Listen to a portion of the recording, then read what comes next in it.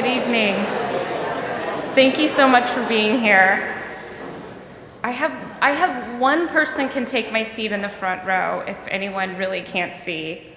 First come, first serve. I'm Michelle White. I'm senior curator here at the Menil collection, and I'm very pleased to welcome you tonight. This is our 6th annual Marion Barthelme lecture. This series was established in memory of Marion Barthelme Fort, who served as vice president of the Menil Board of Trustees. And I know to many of us here tonight, a very close friend. Marion was well loved in this community. She was active in the artistic and literary circles here in the city. She was a former correspondent for Time magazine, and she wrote Women in the Texas Populist Movement, among many other nonfiction texts. In fact, she wrote 10 works of nonfiction published in the New Yorker's Talk of the Town. She was past president of InPrint and Gulf Coast Literary Journal, and she served on the board of trustees of Chinati Foundation and the Alley Theater. And I just want to thank her family who's here with us tonight. Thank you, Catherine Barthelme. Thank you, Jeff Fort, for making this series possible. It's always a special treat to have such incredible speakers, and it's because of you. So thank you so much. Tonight, we are so honored to welcome Lucy Lippard. She is the award-winning author, curator, and activist. She is one of America's leading writers on contemporary art, and truly a pioneer in the fields of feminism, of cultural geography, feminist art. Since 1966, she has curated over 50 important exhibitions.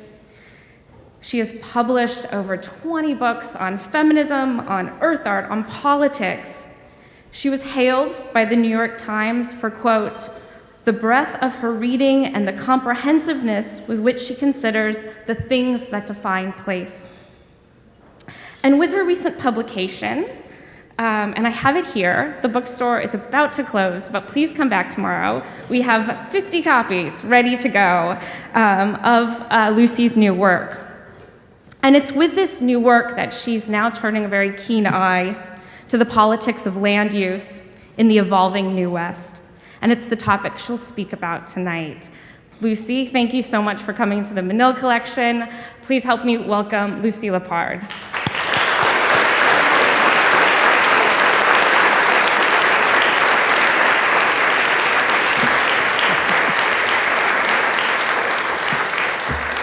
Oh, thank you. And I just discovered that I have a vaguely familial tie with Marion Barthelme, which is interesting. I won't get into it, but it's old lovers and so forth. Also, Happy Endangered Species Day. I don't think happy is quite the word for it, but anyway. Oh, wait, I've got to...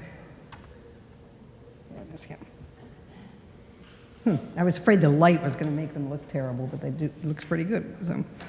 Anyway, and thanks to the Takapan and other native nations on whose lands we meet tonight. 19 years ago, I was asked to speak at a symposium in London on the global city, which didn't interest me much because I live in Galisteo, New Mexico, my tiny semi-rural village. So inspired by a conversation with a local earth mover, I thought I'd undermine that invitation and talk about gravel pits, a verbal visual riff on cities and their origins, pits and erections. Extraction in aid of erection. The antithesis of the city, this is the classic erection, is its birthplace, the pit. That's Houston, by the way, if you don't recognize it. And you're welcome to read in some feminist innuendos here. This is by Peter Goen. It's a former gravel pit or some kind of pit, I can't remember. You're welcome to, so soon after that talk, September 11th happened, a startling reversal, towers to pits. That and the ongoing destruction of the landscape and cultural resources in the West provided the brackets for this Undermining project and this small book, which actually isn't that new. It came out, I've done another couple books since then, but anyway, it came out in 2014, which was published in 2014. I don't usually talk about a book after it's been published, but this one has really kept my attention becoming a somewhat different talk in each venue and in each year, and I never run out of environmental cliffhangers, alas. This is the photograph by Joan Myers. It's on the cover of the book. It's a better image of it. It's coke ovens just west of where I live. Old coke ovens, they're not there anymore. So I always get the title of a book first before I write, and it's Undermining literally, as in pits and shafts. And more specifically, the gravel pit is a stand-in for the bottom level of the 21st century landscape, what cultural geographer J.B. Jackson called the subterranean economy, which is a good term for what we know as the extraction industry, which you in Houston are all too familiar with. And finally, undermining as a political act, as in subversion and subtext. Undermining is what we're doing to our continent and to the planet. I'm concerned with mining as land use and as metaphor, but the book is also about nuclear testing, archaeology, adobe building, alternative energy, photography, tourism, land art, Native American sacred sites, activism, climate change, and the kitchen sink. Literally, given the huge role it played by water in the Southwest. And don't worry, I can't cover all these subjects tonight. We'd be here all night. My methodology is simple and experiential. One thing leads to another, sometimes leading far out of the art world. This is by Thomas Greyeyes, who's Dene or Navajo. It's an installation on the San Carlos Apache Reservation, water bottles that he found in the trash and made a piece out of. So I've always been attracted to the collage aesthetic, the way Dada and Surrealism explored the unknown by juxtaposing two unlike images to form a new reality. And of course, the Menil connection is full of this. I did my master's thesis on Max Ernst. And of course, collage is also a staple of feminist art, and collaboration is its social form. So this book was an experiment, an extended essay with parallel verbal and visual narratives modeled on the artist's books that I've worked with since we founded Printed Matter decades ago. This collage is fittingly built on gravel and cement, aggregate often formed by water. What I call real gravel, naturally created pebbles, is geological debris, constructive disintegration, alluvial, waterborne from old streams and lake beds. Unreal gravel is just crushed rock produced by dynamite and hard rock mining, socially and ecologically destructive processes. Scarce water can be used to separate it from its mother lode, groundwater is polluted in the process, and erosion flourishes. This is Houston, obviously, and I remember the first time I came here, courtesy of the Menils in the late 60s, the first and only time I'd ever been on a private jet. I remember standing with Jean de Menil on top of a relatively lonely skyscraper and looking out at a landscape that is just totally, it was sort of a sea of mud is what I remember, but it couldn't quite have been that. But anyway, it was very, very different. This is by Ed Ranney. It's a Pueblo ruin right near my house. Anyway, I'm into dirt and digging. Two recent books were about the archaeology and history of the Pueblo nations that still thrive in New Mexico, who incidentally farmed with gravel mulch to preserve heat and water. Personally, my gravel pit obsession offers me a dialectical take on the relationship between my 35 years in New York City and the New York City avant-garde and 26 years in rural New Mexico. The interface is kind of crucial. It's another collage. I was riding the roads between local and global, rural and metropolitan, and trying to see what art I could bring with me, what would fit in my baggage. I became obsessed with gravel when Jim Sloan, my earth mover friend, who's also an artist, reproved me for griping about gravel mines as blights on the local landscape. He said more or less, hell, you've used gravel for your road. This is my driveway. Everybody wants gravel, but they don't want gravel mines. And he said, if you're going to tackle gravel, go for the multinationals, not the locals. And I'm told that aggregates are the largest mining industry in the US. This was a surprise. I naively considered gravel pits, when I considered them at all, as the epitome of local enterprise. You have some otherwise unproductive land and a pickup, you need money, and you go for it. Maybe it used to be like that. Global takeovers are something else. Scale is a big issue here, visually and economically. This is the Bisti Wilderness in New Mexico. Gravel pits aren't always eyesores. In arid western lands, the great panoramas are already gravel pits. Nature made some and humans made others, and some of those humans are artists. The 1960s work artists were inspired by and envied the scale of the vast pits made in the earth by Anaconda, Kennecott, and other global giants, as well as the great monumental civilizations of the past, whose borrow pits have long since become part of the topography. This, as you probably know, is the Michael Heiser that's out there somewhere in the Menil collection. Heiser created his own pits, like double negative, and erections, like the city complex, which is 1 mile long and 500 feet high in Nevada, where his archaeologist father analyzed native petroglyphs in the Great Basin.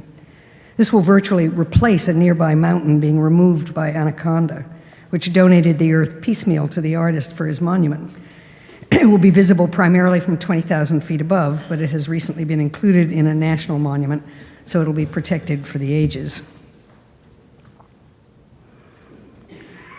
This is a kind of beautiful photograph, not the usual one, by Adam Gray of Robert Smithson's Spiral Jetty. So in the 1960s and early 70s, I was very enthused, as were so many of us, about earthworks, AKA land art. They were among the many escape attempts of the time, ways to get out of or beyond the city and the art world's commercialized trajectory. I always loved being outdoors, and here was art coming out to meet me. Since the mid-90s, however, I've written about land art in the rearview mirror, because it's been replaced in my windshield by land use or cultural geography. This is a piece by Will Wilson, who's also Diné or Navajo. It's autoimmune response, post-apocalyptic Nevada. There's a post-apocalyptic Navajo man that's in this toxic landscape wearing a gas mask. It's part of a series he's done. In the West, land is a lot more than a site for art, more than a landscape to admire. It's a place, a collaboration between people and nature. I still respect much of the older work, but the better I know the New West, the more my attention is claimed by peripheral vision, by the sideshows, the side of the road shows, life on the land. I've learned a new vocabulary, or perhaps overwritten the old one. This is Star Axis by Charles Ross, also in New Mexico. This has been almost 30 years in the making. It's almost finished now. It's an amazing piece that you can go through time by climbing the stairway in the piece. So classic American earthwork, for the most part, earth art for the most part, was deliberately beyond it all, a mostly urban art, borrowing the emotional power of extraordinary Western landscapes. Land was a raw material for individual expression, and space was a kind of mat within the frame around the photograph. A pseudo-rural art made from a metropolitan headquarters. Earthworks take much of their power from distance from people, from issues, and even from places. There were even religious undertones along the lines of the 19th century sublime. This is Nancy Holt's Sun Tunnels. She lived in the same village I did in her last years. Isolated from everyday experience, often in the desert, an iconic spiritual site, most land art is site-specific but not place-specific, superimposed on a place and its inhabitants, rather than collaborating with them. The best of the classic land artists offer simultaneously a spectacle and an intimate experience, instruments for seeing rather than objects to be seen, like Nancy's Sun Tunnels. This is another photograph by Ed Ranney of the Galisteo Basin, petroglyphs there. I have to admit that my favorite art in the land is not contemporary. Across the Americas, Aboriginal earthworks, geomorphs, and rock art, petroglyphs and pictographs, are found by roadsides, on golf courses, and in the most remote deserts, forests, and canyons. Where contemporary land art demands all the attention like a spoiled child, rock art quietly absorbs us into its place, even when we understand very little about the messages we are getting. This is another petroglyph nearby. Although individual images stand out, they're most compelling in relation to each other and to the place and clues they offer about the cultures that created them. Many of these sites are still utilized ceremonially by Pueblo people. And of course, it's easier to identify with the people who were once stewards of that particular landscape than with today's property owner, who's likely to appear with a rifle and arrest you for trespassing. My dog is illiterate. This is on Tom Ford's ranch, which is near us, and it's a very chic no trespassing sign, you know.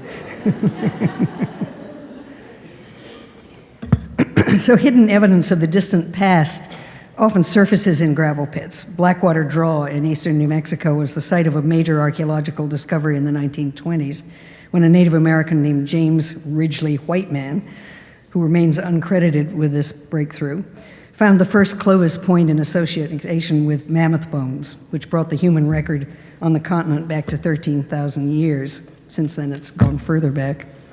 He realized the significance of his find and alerted the Smithsonian, which blew him off. Eventually, archaeologists got the picture because in the early 1930s, the state of New Mexico began to dig gravel there and unearthed masses of huge bones. And this time, the archaeologists swarmed to the site. Blackwater Draw, once a watering hole for mammoths and their ilk, and also the site of the oldest well ever found in the New World, became history. Later, it was history in another sense. The post-war highway boom demanded gravel, and the site became one of the largest gravel mines in the state. This is the excavation of Blackwater Draw. The past was once again sacrificed to the present, and the spectacular evidence was reburied. What could be salvaged, which was little, which you see here, is now on the National Register of Historic Places, and a small museum is open to the public. It's banned by local fundamentalists because the earth couldn't possibly be that old. So how's that for a sequence of events that incorporate ironic multicultural, multinational, local, global paradigms? This is in the Menil collection. It's Bob Smithson's sketch for Spiral Jetty for the film. So pits and ruins epitomize the anti-object stance of some 1960s conceptual artists who decided there were enough objects in the world, though it didn't keep them from making more.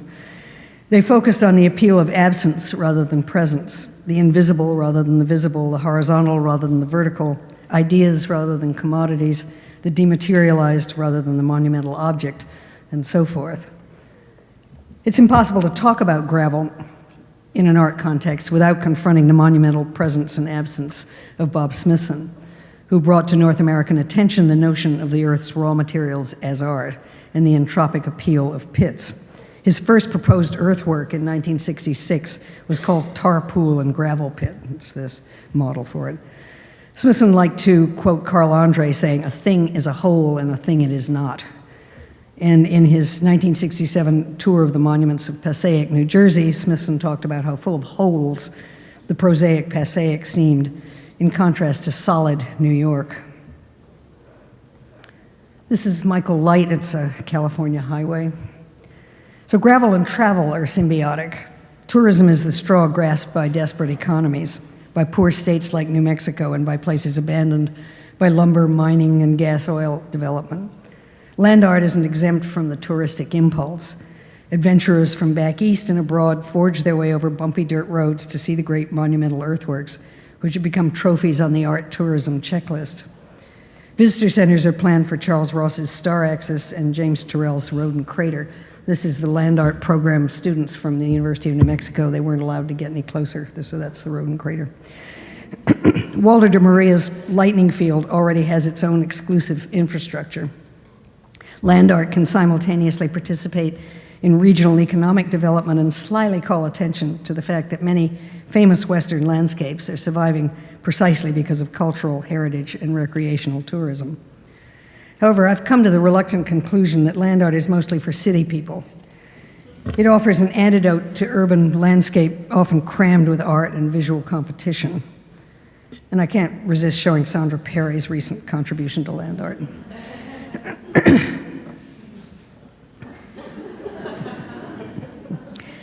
It's no accident that so many young native artists, like Rose Simpson of Santa Clara Pueblo, are into post-apocalyptic imagery. For centuries, native peoples have lived with and resisted the possibility of their worlds ending. And this is a huge figure by Rose that was in a show at the Pitzer, I think, 2 or 3 years ago. Cree artist Merrill McMaster's work gives tree hugging a whole new meaning. And the title of this painting by Salish artist Lawrence Paul Yoswellipton speaks for itself. The title is Red Man Watching White Man Trying to Fix Hole in the Sky. And these artists are not alone. This too deserves another whole lecture. I also like to think that the word gravel is related to the word grave. Living in what was becoming New York's Soho in the 1960s, I watched the Twin Towers go up, and in 2001, over the radio in New Mexico, I heard them come down on their way to becoming the most famous pit in the world. This is a graveyard in Chilili, New Mexico. And this is by Joel Meyerowitz, one of the most beautiful and horrible photographs. Soon, it was just a hole in the national psyche that replaced earlier ground zeros, the Trinity site in New Mexico and the craters of the Nevada test site. Fresh Kill's landfill on Staten Island was slated to be an art installation site, in part due to the tireless work of Merrill Latimer Euclides, but it became a cemetery without markers, another flattened erection, and they put the remains that they couldn't find otherwise out there. This is by Jet Sonorama, or Chip Thomas. He's an African-American physician who's worked on the Navajo reservation or nation for about 25 years or so. And he does these giant things on the sides of buildings, often crumbling adobes and things around the reservation. They're sort of amazing. So just before his accidental death in 1973, Smithson was trying to get Peabody Coal. Oh wait, there's one more thing. I was sorry, that goes with the other one. This is, I just got this off the internet. I'm not quite sure what it is, but it's very clear what it's saying. So anyway, years later, I was driving through the Navajo Nation, and we invited ourselves onto Peabody Coal's domain on Black Mesa, a fenced-off reservation within the reservation. I wanted to photograph the humongous pits and machinery that echo other industrial sites dotting the Navajo Nation. Peabody supplies energy primarily to Las Vegas, or it did, a Nevada desert gambling town that now has a population of 1.5 million and counting. I was just about to take the picture when I was stopped by a drive-by Peabody security officer who was Navajo, and she said, "No photographs," so this is the only one I got. This is Canyon de Chelly. It's, again, Navajo reservation, and they really do not want photographs taken, so I took a photograph of the no photographs. So. I've become increasingly interested in what I call critical landscape photography. It's yet another whole lecture that I do, because it works in the gap between art and life where I really like to hang out. Despite its mountains, the horizontal is iconic in the landscape of the American West, not just the plains, but the sprawl, the journeys, the highway and the railway that lead to the growing cities, the road that becomes a place in itself, a site of mobility, as J.B. Jackson put it. We're drawn through the landscape on what Chellis Glendinning called the fingers of imperialism. These gridded lines inform a way of seeing that flattens and blurs the places they run through, like photography, which I think is one reason photography has grabbed so many contemporary artists, as it's grabbed me. This is a Center for Land Use Interpretation photo of a Wyoming coal train.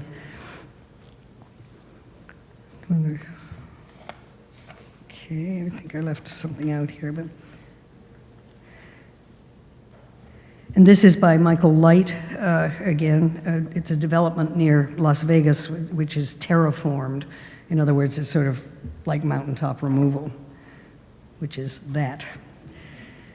So landscape photography is often preferred by the apolitical connoisseur since it appears to have no content.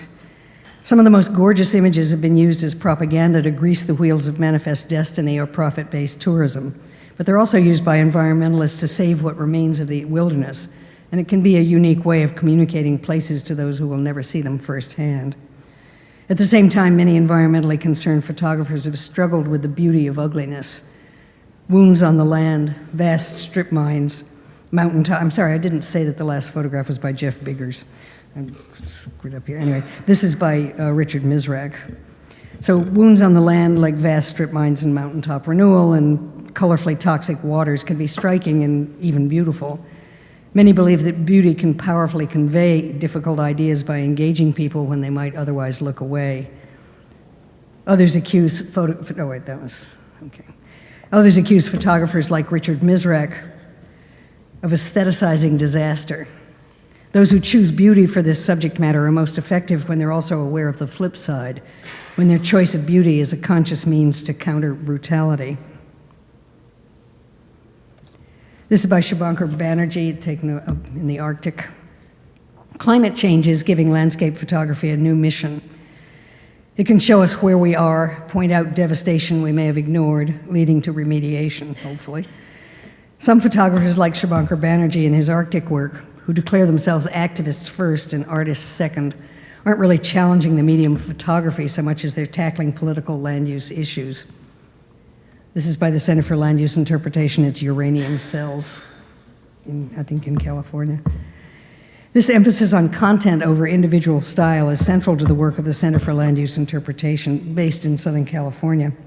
A significant innovator in landscape photography, it's a unique blend of art and geography, disingenuously apolitical, dedicated to, quote, the increase and diffusion of information about how the world's lands are appropriated, utilized, and perceived. So the slide blandness with which Kluwe, as they're called, presents its images belies the hard information they offer about loaded environmental issues. Their work trumps cynicism, as my partner put it.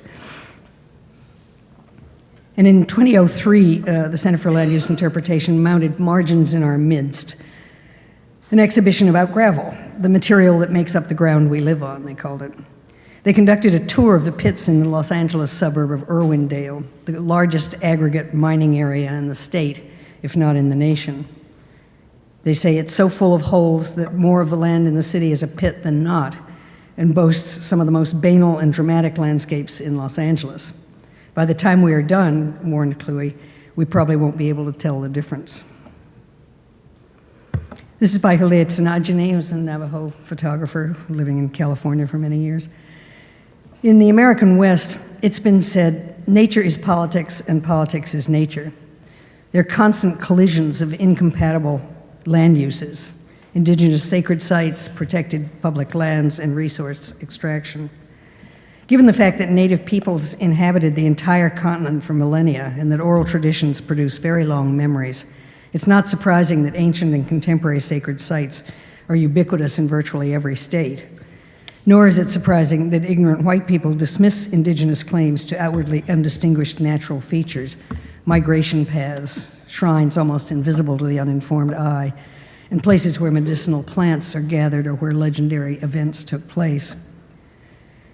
This is by Kapolani Landgraf, who is Hawaiian. It's an ancient burial site in Hawaii that is now being sand mined. Native sacred sites are significantly often embedded in or embodied by nature herself. The fundamental issue here is that we colonials are hard put to understand the sanctity of unimproved pieces of earth. The intricate connections between mountains, springs, and lakes and Native American religious culture are evident all over the West. Canadian First Nations have been protesting tar sands exploitation since 1966, and now it's been proved to be poisoning the air and water in their communities. Idle No More, the group, pioneered the recent protests against dirty crude, and other groups have sprung up, many of which are led by elder women. This is from Albuquerque-based Red Nation, for instance. It's a youthful and very militant group successfully raising these issues anew. In New Mexico, one of the major struggles is about the ignorant federal decision to permit oil and gas drilling around the extraordinary Chaco Canyon National Historical Park. It'll destroy irreplaceable archaeological sites beyond the park's boundaries, ruin view sheds, and discourage tourists. Chaco is very close to my heart because I first camped there in the dead of winter in 1972, and I revisit it almost yearly and co-authored a book on it with photographer Peter Goen. It's an extraordinary place and it's still very mysterious as to how it happened. New Mexico's new land commissioner recently banned the sale of leases to frack in archaeological significant areas around Chaco because they're 250 outlier buildings. And the next election hopefully will land us in a new era of more intelligent land use administration. And another battle, Gold King, a horrendous leak from an abandoned Colorado mine caused ironically by workers for the Environmental Protection Agency. Although the real blame belongs to the corporations that mine their profits and walk off leaving such dangerous conditions. There needs to be a ban on mining in watersheds. Gold King is only one of thousands of potential Superfund sites that's been disastrous for farmers, especially Navajo, downstream in New Mexico, who are not being compensated. And it even looks like art, and Drew Lenahan combined photographic context with artifacts dipped in water for the animus for this installation. I recently read that every year taxpayers across Western states are missing out on more than $1 billion in revenues, thanks to coal companies taking advantage of loopholes and subsidies, allowing them to extract coal on public lands at a fraction of the cost that they'd pay on private lands.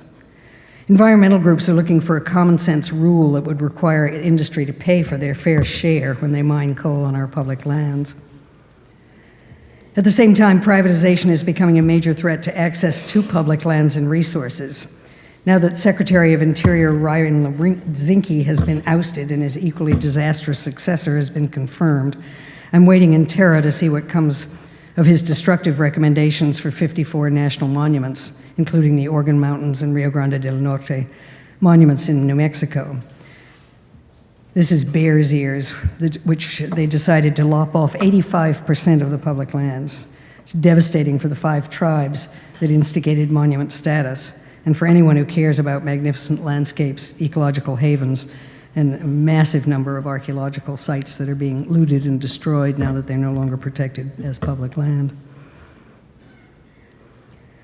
This is Lake Mead at a low last year, but it hasn't improved that much, I don't think. The American West, of course, has a drinking problem, as Pete Soroka put it. Water is a huge subject that leaks into almost every crack in Undermining. It's predicted that by 2030, only 60% of the world's water needs will be met. The Colorado River has lost nearly 20% of its volume since 2000, partly due to drought caused by climate change, and this Lake Mead, of course, is Colorado River. This is the Rio Grande at Big Bend, totally dry. I swam across it once when it had real water in it. And the 1938 Rio Grande Compact is now in question because in 2013, Texas sued New Mexico for water supposedly wasted on southern New Mexico farmers. The Rio Grande, this is by Laura Pascus, who is our best environmental reporter. The case has just reached the Supreme Court, which seems to be siding with Texas, you may be glad to hear, although this would be a disaster for New Mexico, one of the poorest states in the US. The crisis is caused by capitalism, which considers water a commodity rather than a right, so thousands of gallons are wasted in fracking wells. This is the river, my river, the Rio Galisteo, in flood, which happened this year, which is wonderful, but it hasn't solved the problems. Another of many outrages is a court's approval of Nestle's pumping millions of gallons of water from the San Bernardino National Forest with a permit that expired 28 years ago. Massive ongoing droughts and fire seasons in the West, exacerbated by the threats from climate change, which are exacerbated by the mining and fossil fuel industries, threatening watersheds, are just plain terrifying, as is the fact that the US is a hotbed of climate denial, beaten out only by Saudi Arabia and Indonesia, great company. Whoops, forgot that one. This is the Lummi tribe made a climate change totem pole, and here it's being blessed. So in Washington State, the Lummi Nation's victory over Big Coal in the coal export terminal case was a rare moment in which the U.S. honored its treaty obligations. The script changed with the unique and unprecedented scale of the protests at Standing Rock on the Sioux Nation in North Dakota. A gathering of more than 200 U.S.-recognized indigenous nations protesting the Dakota Access Pipeline under the Missouri River, protecting sacred sites, and above all, water. And they call themselves protectors, not just protesters. This is by Kanapaw Hanska Lugar, who was raised on Standing Rock. He's Sioux. It's mirror shields. They made hundreds of these, and people presented them to the police that were roughing them up. It's an idea that came from the Ukraine. He read about people in the Ukraine holding up mirrors, women mostly, to the cops when they were protesting them. So the distinction between protester and protector is significant. The media made much too little of the fact that indigenous people were protecting not only their own waters and sacred sites, but those of millions of non-natives downstream on the Missouri River, many of whom voted for Trump. And of course, he immediately approved DAPL, the Dakota Access Pipeline, and leaks have continued. Though the Standing Rock resistance was curtailed, it wasn't a failure, but a beginning. The struggles shifted to other sites, like DAPL's last stop, the Bayou Bridge pipeline in Louisiana, a state that has suffered 144 pipeline accidents in 2016, where another pipeline exploded in 2017. The Canadian artist Peter von Tiesenhausen came up with a great strategy when he blocked a pipeline in Demet, Alberta, by copywriting his land as artwork and then building an 8 feet of a picket fence annually as a lifetime project. He also charges $500 for, quote, assholes from oil companies to try to talk to him, though his answer is always no. Here are a couple of other artworks along these pipelines. In 1986, Nancy Holt made an indoor-outdoor piece called Pipeline in Anchorage, Alaska, a comment on the Trans-Alaska Pipeline. That's the indoor, and there's the outdoor. And here's the real thing. And photographer Mary Peck recently followed the route of the Keystone Pipeline with its hundreds of streams that will be affected by the inevitable accident if this is resurrected by Trump.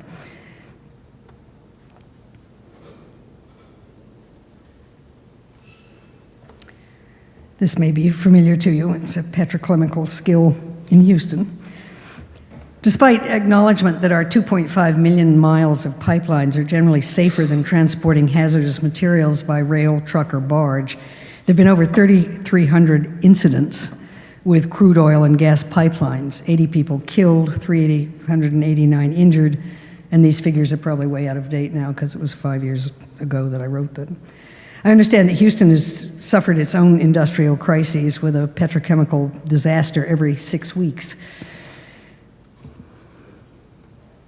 There are aging pipelines everywhere, and inadequate monitoring means more people suffer.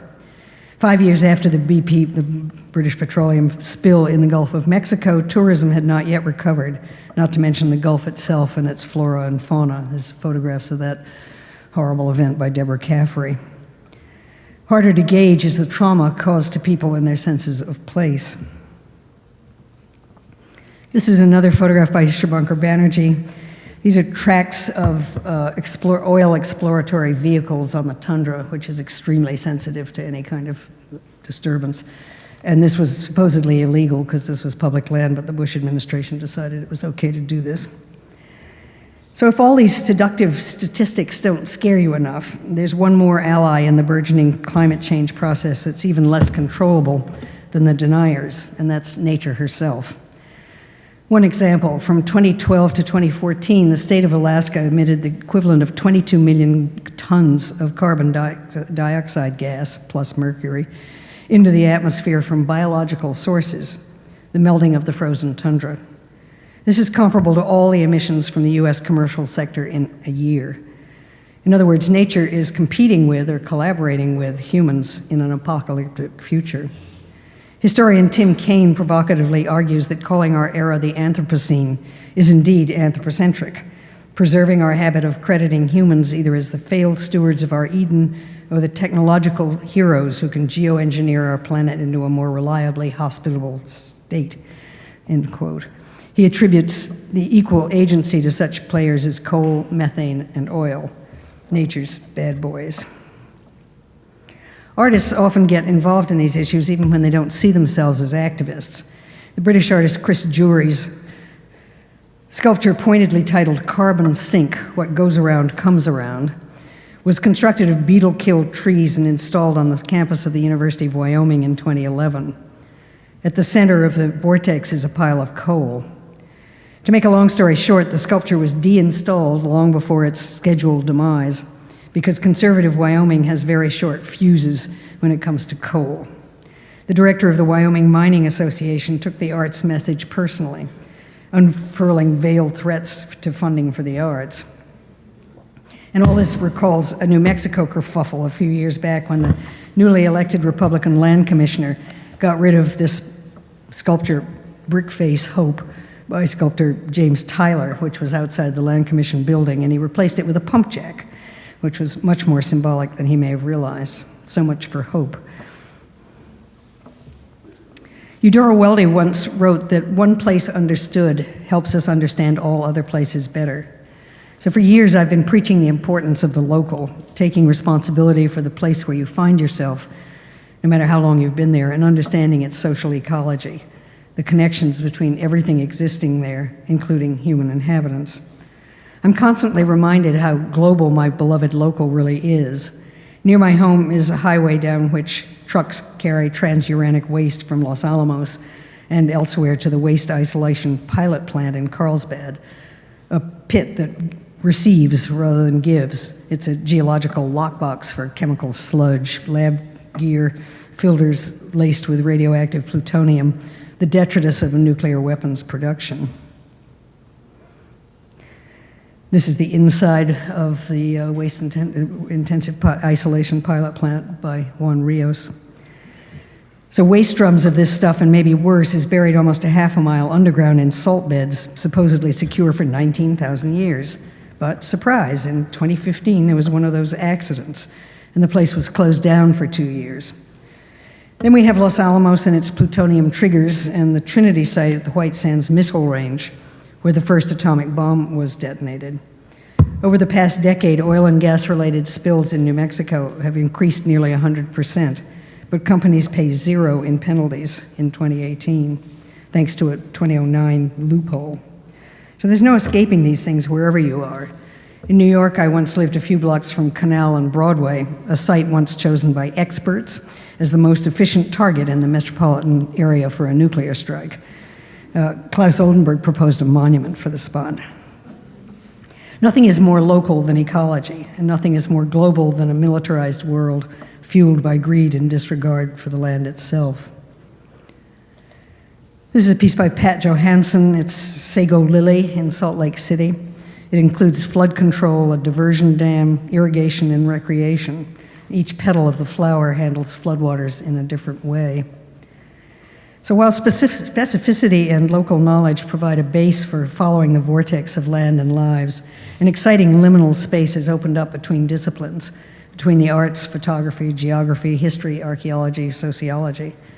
If the heyday of and the funding for huge earthworks is largely in the past, restoration projects still make sense. Here's a real and valuable function and work for artists who think big. This is a group called M12 based in Boulder, Colorado, and they work with their arts groups. In this case, they are lowering music into a mine shaft as a sort of memorial for the earth that's been mined. So all over the West are unsightly gravel pits and slag heaps and untended mine shafts, overgrazed pastures, trampled riparian areas, piles of hazardous waste leaking into our drinking water systems, all begging for imaginative remediation. Artists, architects, and landscape architects working together have come up with some innovative notions about what to do about the world's accumulating brownfields. The difference between the earthworks of 40 years ago and more recent restorative or prescriptive eco-art is not only the ecological consciousness gained in the intervening decades, it's also a broader sense of the world beyond the so-called site. This is a fossil fuel protest at the Louvre in Paris. Art can't change the world alone, but especially at this moment when it seems that nothing can. But artists can be worthy allies to those challenging power with unconventional solutions. Artists are good at provoking questions, slipping between the institutional walls to expose the layers of emotional and aesthetic resonance in our relationships to place, to the history of production buried in the land. This is a protest against British Petroleum at the Tate in London. Sometimes they're also brave enough to fight power. Eco-art often invades natural and infrastructural systems to maintain or rehabilitate them. This is Trump's Mar-a-Lago underwater. As I contemplate local water and land issues, my mantra has become long-term thinking is in short supply. There's a point where artists, like everybody else, have to take some responsibility for the places they love or live, a point at which the colonization of magnificent scenery gives way to a more painfully focused vision of a fragile landscape and its bewildered inhabitants. But dire warnings for the distant future don't go over very well in the US, even since 9/11, and especially under President what's-his-name. We Americans are often immune to long-term thinking, very reluctant to give up our vaunted quality of life as we watch it crumble before our very eyes, as money goes to war and tax cuts for the rich instead of to social services and confronting the looming cloud of climate change. It's not fear-mongering to say, get off the tracks, a train is coming. The US, with 5% of the world's population, uses 20% of the resources. Our way of life is endangering everyone, and our government seems powerless to stand up to the powers that are taking us down. The rush to access all the remaining 2/3 of the Earth's fossil fuels before the tipping point in 2050 and before we come to our senses is pretty terrifying. Saying no to big oil and big coal and big everything else is apparently beyond us. The real problem, to oversimplify, is capitalism, based on endless growth, impossible to sustain. As Frederick Jameson has wryly commented, it's easier to conceive of the end of the world than the end of capitalism. And we also have to wonder with Charles Bowden, why can't we imagine a future where we have less but are more? Almost every case study I've cited here and in the book could be replaced by dozens of others as the narratives race on. Every issue raised here is in flux, every outcome is a cliffhanger. If there's any point to it all, it's to urge you to stay abreast of these issues and to make art about them. Buckminster Fuller famously declared, "You never change things by fighting the existing reality. To change something, build a new model that makes the existing model obsolete." Nature writer Rick Bass once suggested that the activist is the artist's ashes, emerging from the pure into the impure.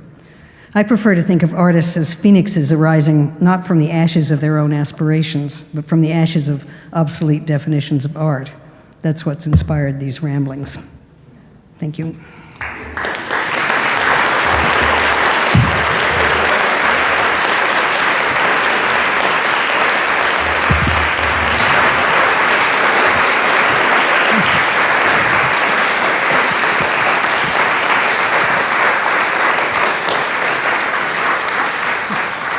Wow, thank you.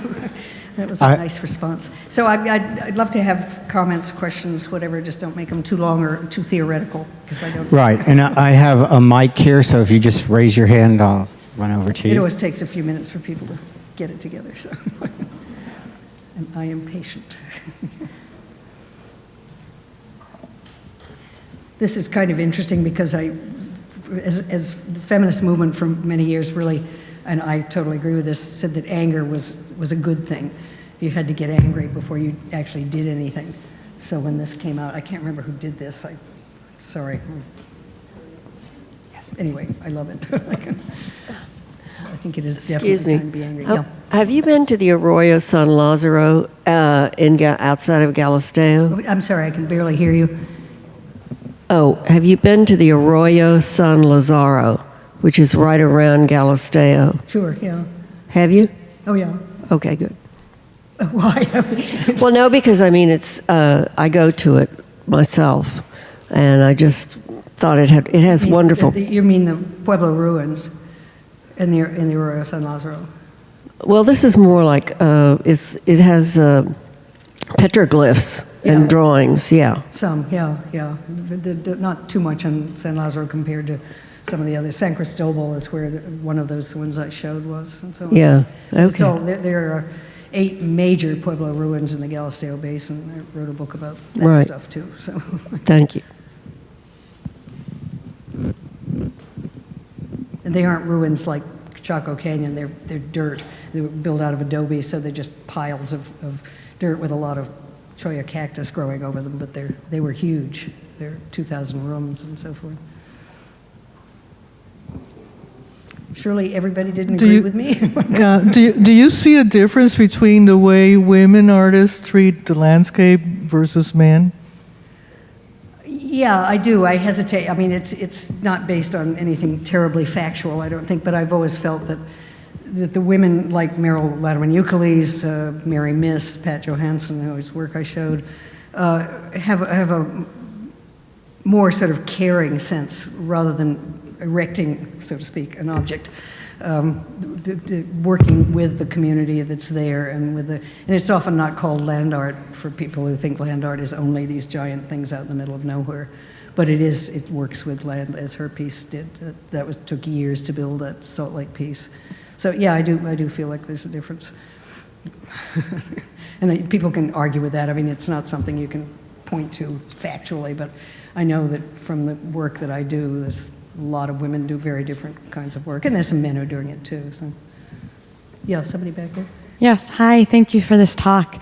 I was wondering if you could tell us a bit more about, or what your thoughts on how so much of what we saw today in the artwork relies, or the photographs in particular, relies on an aerial perspective, which is a very dominant human, actually not human perspective, but one that we've been able to adopt. And I was wondering if you have kind of counterexamples to that, or just your thoughts on that more generally would be great. Yeah, that's an interesting question, because there are people like Edward Bertansky, whose work I didn't show, who do just sort of amazing aerial photographs of huge things, and Terry Evans has done a lot, and there are a whole lot, and Subhankar Banerjee works mostly from Arctic stuff from an airplane.